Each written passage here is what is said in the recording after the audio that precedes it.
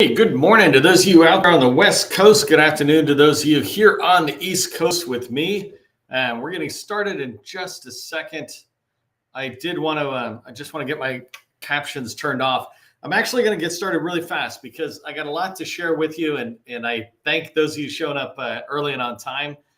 You get to hear it right from the beginning, but let's dive into the training and start talking about three simple steps that I say will guarantee your success, right? Somebody asked me, Jay Madigan, who's in our community in here, he was like, oh, once you said guarantee, you had me. And I said, well, that's the simplicity of it, right? Is that if we do the right things the right way and enough of the right things, then we're going to have the success we want. And this is what I want for you. This is why you see me doing trainings like this. And this is why I say, that'll guarantee your success. If we do the right things the right way, and enough of the right things, we're going to have the success that we want. It's not a secret. Success is there. It just takes hard work.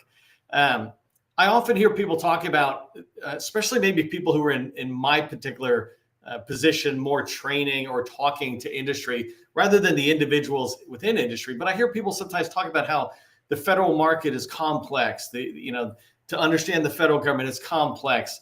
And the reality is everything's complex. I've used this example in previous trainings where I went back and I started learning how to do wheelies and bunny hops and all this stuff on BMX bikes with my sons. I've got 11-year-old sons. And I was saying, learning that is complex. Learning to ride a bike is complex.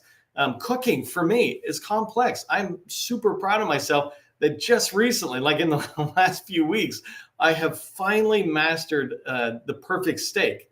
I've been trying to cook a steak for decades, and I just keep getting it wrong. That's why I go out to takeout a lot or somewhere to get a good steak, right? But that's just a steak where all you do is basically salt it, put a little oil down, and put it on the pan. But cooking, like when you start getting into more of the activities, some people are like, oh, this is, it's such a joy. It's moving around. And for me, it's like, oh my God, this is so complex. What the heck is a pinch or a dash or things like that, right? There's all this jargon that goes into cooking. Same thing with knitting or crochet or embroider. My sister used to embroider. If you know anything about Irish dancing, the girls always have these just really involved dresses. And she used to sew all these things by hand. My neighbor does knitting and crochet type stuff. Well, those needles, they're just murder weapons in my mind. They're really complex. And when you learn a little bit, then it goes somewhere else. And it's the same thing with fashion, right? I can do basic stuff like this, but if somebody sits there and says, oh, go to Nordstrom's and pick out a good outfit, I'm in a complex world. That's not a world that my brain kind of fits in.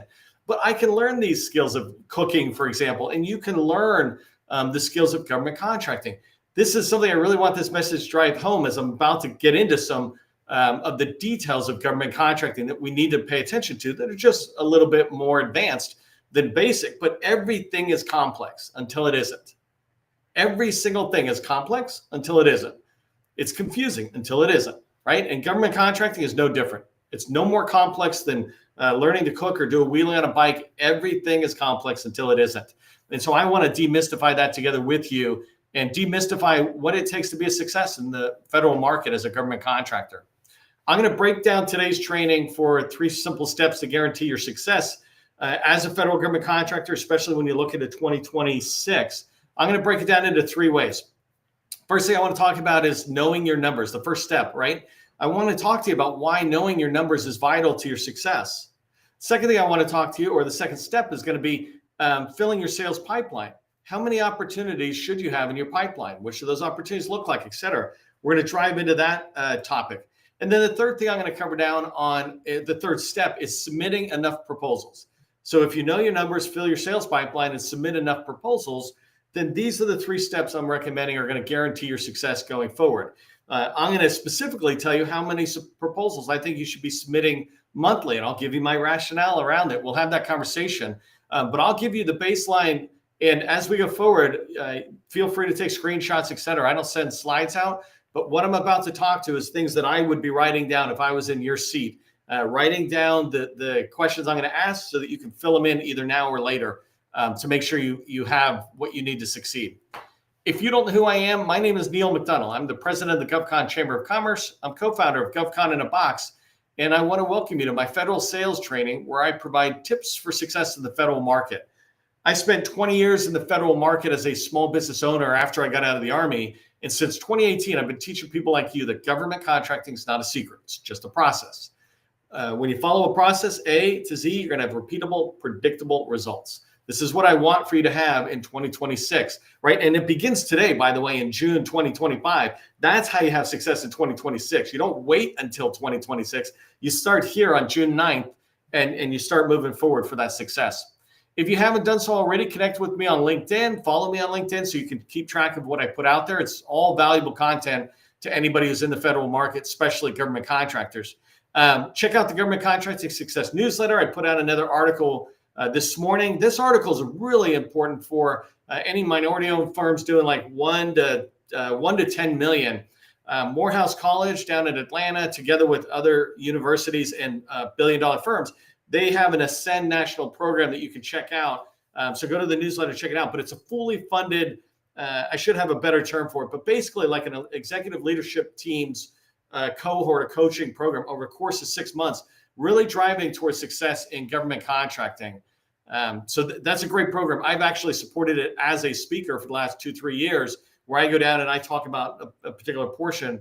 But they do all sorts of coaching for your business, talk about access to capital. It's for minority-owned business owners or companies.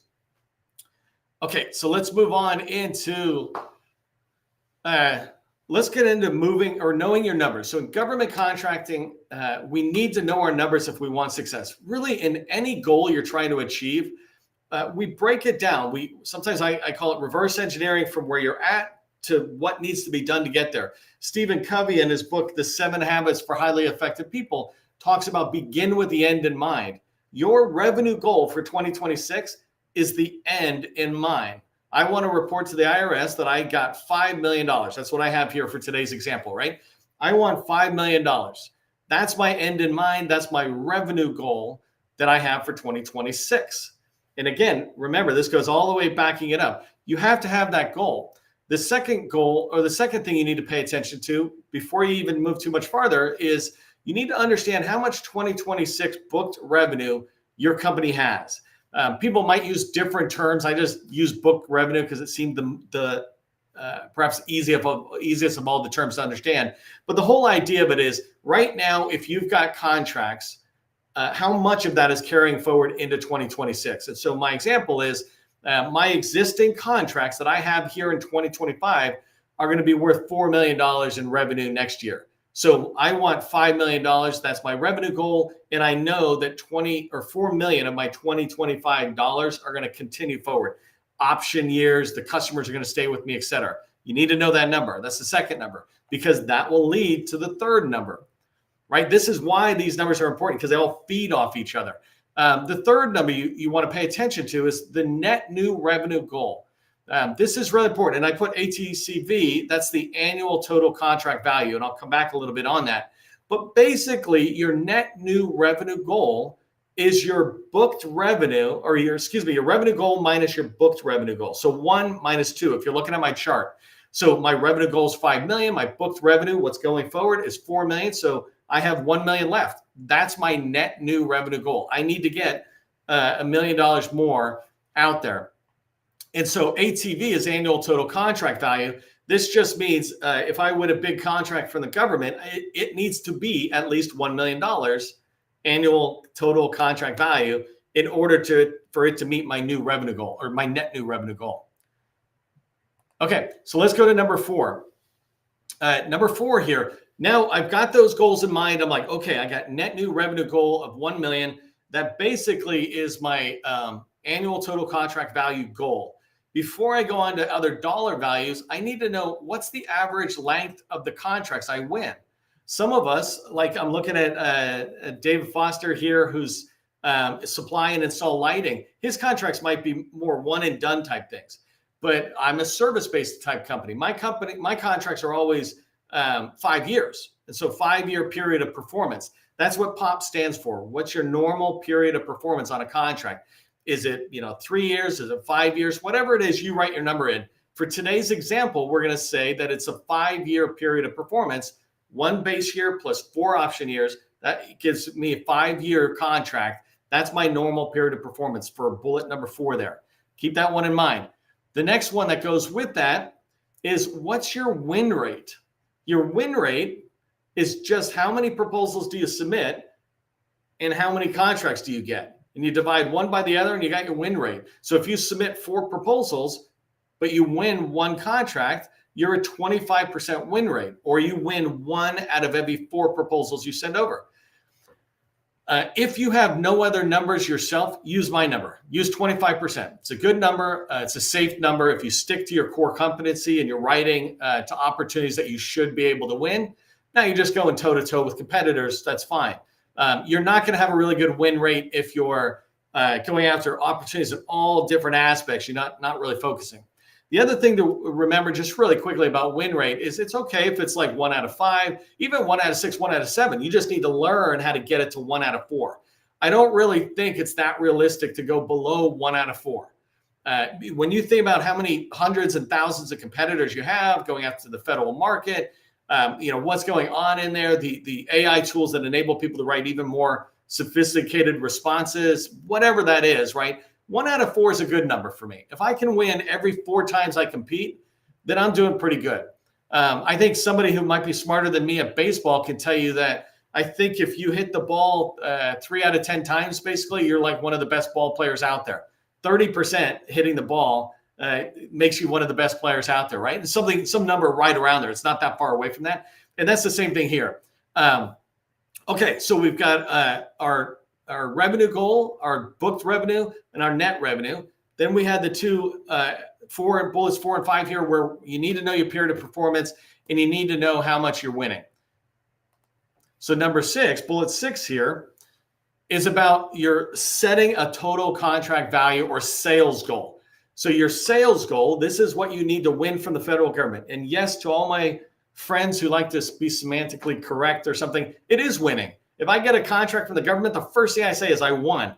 If I don't get a contract from the government, the first thing I say is we lost, right? It is a win or lose game. There's semantics on what whether the government is playing a game in the first place, but it's a win or a lose, right? And so your sales goal, what we want to win from the government is $5 million.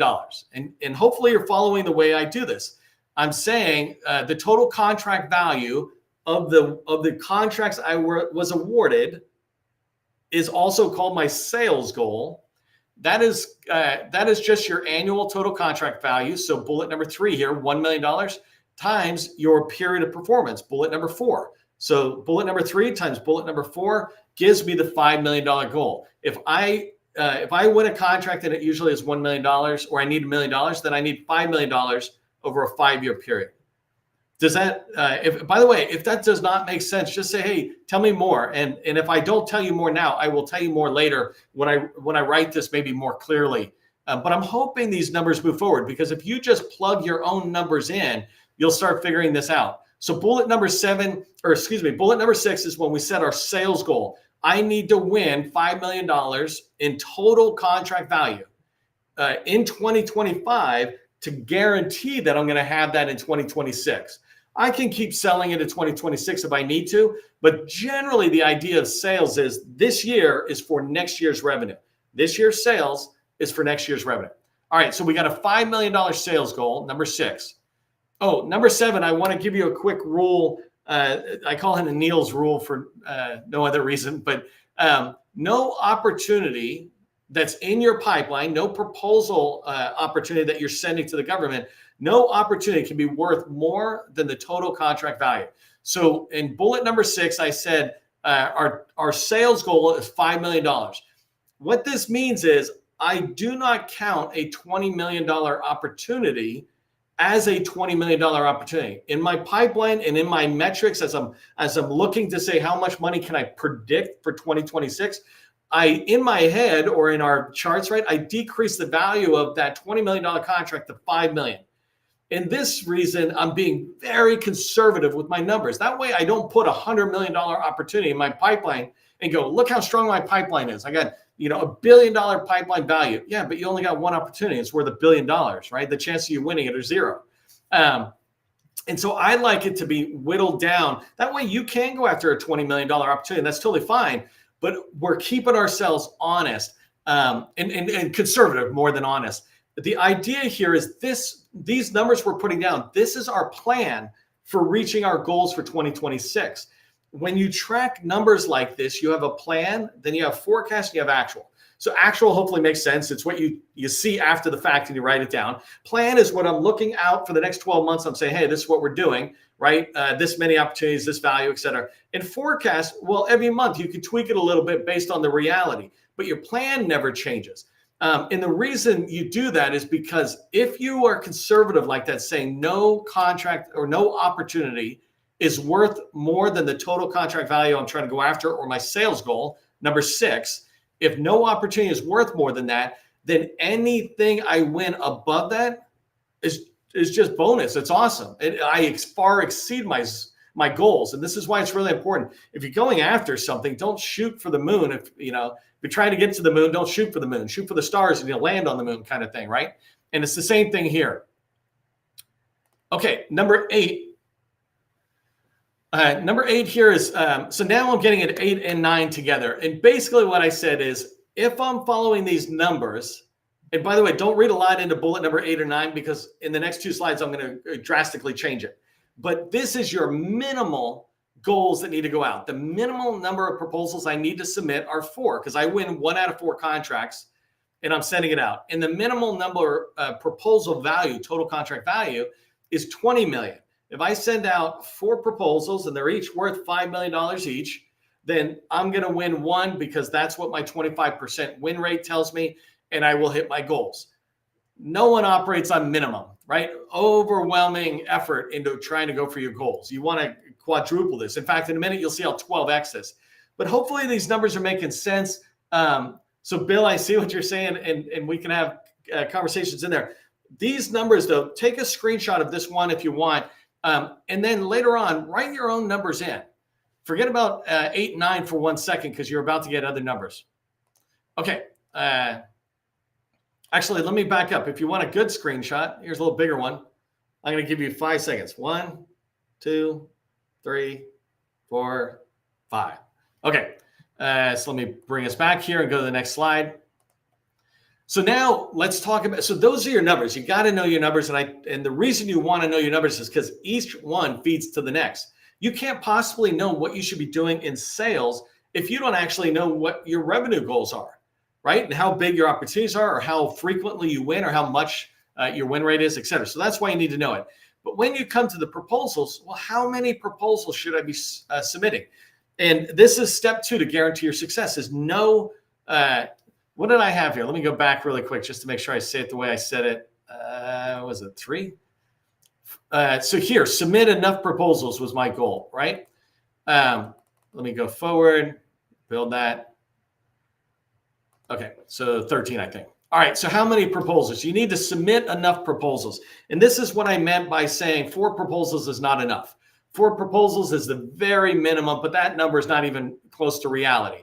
That was just the number based on the numbers above. Now you need to really 10x your game. And this is my second recommendation to you on how do you have success in 2026. You submit enough proposals. You submit 4 proposals a month. By the way, if you are not at this stage, don't think I'm recommending you need to be at that stage tomorrow.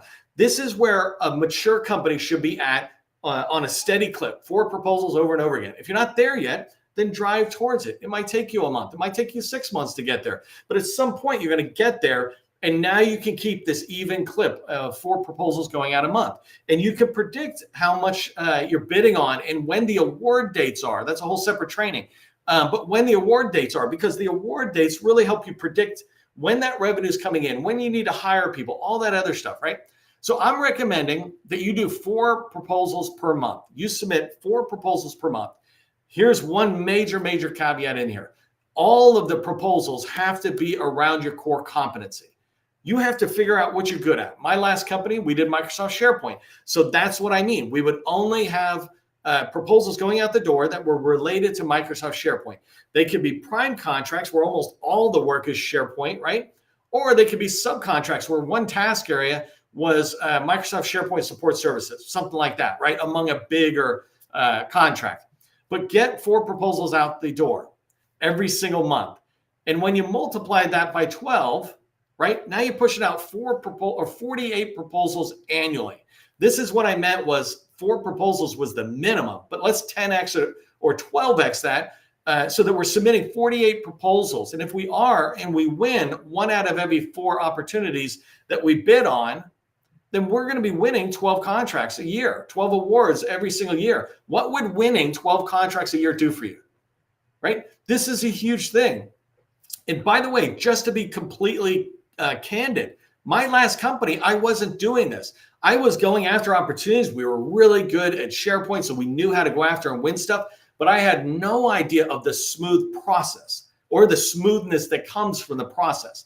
I could have done far better than the success I did have if I had been following the process that I'm telling you, because then we would have even zeroed down on it. So I don't want to act like, oh, hey, look how great it was. I've been teaching this process since 2018. I've been refining it and watching what works for people. And I've helped companies from all sizes, like 40 million on down, in that space. And they all have different areas that they are experts at, right? But it's the same pattern that if you get enough proposals out around what you're an expert on, the customers are going to buy from you at your win rate. So really think about that. What would 12 awards do for you in a year? If your average win rate is 25%, you're submitting 48 proposals, and basically you're submitting out whatever 5 million times 48 is. How would it be if you're bringing in $60 million in contract value, right? That's a massive number, especially if you're earning less than that. You could do the same math and just say bringing in $6 million if you're bidding out at like 500,000 or 100,000. The number has just changed, but the process does not. Okay, so sometimes this can seem overwhelming. I've done many trainings about do 4 proposals a month, and one of the reactions I notice and I watch is like, wow, that's so overwhelming. You're totally right. It is overwhelming if you don't have a process for writing proposals and getting out the door. But once you start getting good at writing proposals and responses related to what you are best at, your core competency, once you start getting used to that, basically the responses are 80% pre-written and 20% needs to be varied for the different customer. But your technical approach to doing Microsoft SharePoint is not going to change with any customer. We're very good at it. What will change is my understanding of what your mission is and how your people might be using SharePoint or something like that, right? But the thing is, even as you're trying to get to this stage, I'm not recommending you write 48 prime contracts. What I'm suggesting is you write at most 1 prime contract a month and you subcontract out 3. If you're brand new and you really don't have much experience, just be an expert at something and subcontract out for all 48. And when you subcontract out, somebody else is taking the big responsibility of managing the proposal and getting it to the customer. And you're coming in on this task area saying, I can do 10% of the work, right? And you just go after that 10% of the work. One of the ways you really want to think about how to do this, and I've taught this 100 times, is build strategic relationships. Strategic relationships are when you and the other company have a commitment to mutual growth.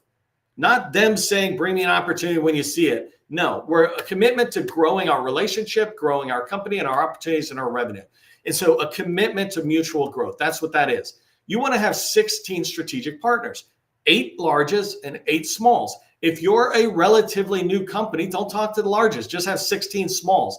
When I say go after smalls, I'm generally talking about 5+ million, right? When I say go after a strategic partner, don't go after a company that's like yours, that's just getting started, if that's where you're at, et cetera. You need to go after a company that's big enough that their opportunities that they are pursuing are, let's say, $50 million opportunities. So you can get $5 million or $10 million work share on that type thing. So build strategic partners. You can go watch all my training. When you have 16 strategic partners in place, it only requires you to team up with them 3 times a year. Can you not build a strategic partner with somebody and team up on an opportunity, 3 opportunities a year, right? And maybe team up on 5 and 2 fall to the waste. The last thing I want to mention is that when I talk about doing 48 opportunities, I'm saying recompetes. This is something else, and this is a newer way of me saying this, but recompetes are almost about as predictable as any opportunity can be. If they paid for it before, they're probably going to pay for it again, and it's probably going to start exactly on this date. That's really good predictability. And so what I recommend you do is make all 48 recompete opportunities. That means you look at FPDS and you find the next couple of years and you bring them forward, right? And then any new opportunity, the government only basically has two opportunities, a recompete and a brand new requirement. Any new requirement, sure, go after it, but count that as number 4950 and count it as bonus revenue. Don't count on it as a main revenue, because most new requirements shift to the right. The dates keep moving, and it's hard for you to predict revenue for your company when the buyer keeps shifting when they're going to want the product or service. All right, so I'm running out of time. Let's get into how many opportunities that need to be in your pipeline. This is a huge deal because if you don't have the right amount of opportunities and the right opportunities in your pipeline, then you're not going to be able to win. So the first thing is, I'm suggesting that if you're going after 48 proposals going out the door, you need at least 96 opportunities in your pipeline. And that's assuming you're good at knowing what you sell and identifying the right opportunities to put into your pipeline to begin to pursue. So put 96 opportunities in, and 48 of them will eventually have a proposal, and 48 of them you'll abandon for various reasons, right? So that's just saying 1 out of every 2 opportunities you find, 1 out of every 2 of those will turn into a proposal. I just put this down. Oh, by the way, so that's only 6 per strategic partner. If you have 16 strategic partners, you just need to find 6 opportunities with them that'll eventually turn into 3 proposals going out the door. This is manageable. And I talk in a different training, many trainings, about how do you manage your time. But I just put here simple USA spending search. I said, show me contracts in 2024 that were new contract awards awarded to a small business. There was 2.6 million, and many of them are not related to what you do. But if there's 2.6 million, do you think it's that hard to find 96? The hard part is staying focused and committing to finding 96 that are in your sweet spot. Okay, make sure, speaking of sweet spot, that only slam dunk opportunities are going into your pipeline. If you put unrelated stuff to what you're good at in your pipeline, it slows your whole process down. You have to figure out how to write things differently. What's your approach? How do you recruit cybersecurity engineers when you mostly did help desk? Those are 2 different types of things. So make sure you're only focused on slam dunk opportunities in your pipeline. Those are opportunities you know you can win. The second thing is know your pipeline to proposal rate. I gave you a 50% rate, or 1 out of every 2 opportunities will become a proposal. That's the pipeline to proposal rate. And so know what yours is. Is yours lower than that? Is yours higher than that? When you know that, you'll know how many opportunities to put in your pipeline. And I don't mean put them all in today. At some point in the future, you will have 96 on an average 12-month cycle, right? It doesn't mean go find 96 by the end of the week. I've had people do that, like telling everybody, hey, you need to go find 50 opportunities by the end of the month. It's like, it's just a bad exercise. Take your time. You will get to this stage where you have 96, and then all you have to do is add 2 or 3, or basically all you have to do is add 6 more a month. Okay, last thing on this slide is opportunities don't begin at the RFP. That's when the government says, let's buy. But the opportunities in your pipeline that I'm talking about, in the numbers that will lead to success in 2026, that means you have to shift left. You have to find these opportunities earlier. And because I said there are recompetes, just go find contracts expiring at the end of this year or expiring the beginning of next year. Find those and get them into your pipeline and start pursuing that. If you're only pursuing RFPs, you're just not going to have the success that I want for you. And I'm sure that you want for yourself. Okay, I know this is a fire hose. You can go back and watch the replay. Here's what I want you to remember from today's training. The first thing is you must know your numbers. Those simple numbers that I put in. I could have made it way more complex, but frankly, it just makes it more confusing. The second thing after you know your numbers is to protect your sales pipeline. That means only putting in slam dunk opportunities so that everything you do is operating at really good efficiency levels. And then number 3 is you must subcontract. Don't think you have to prime contract. Revenue is revenue. If you go after a prime contract, you get $1 million contract, that's $1 million in revenue. If you go after a contract, you subcontract, and they get $5 million and give you 1, that's $1 million in revenue.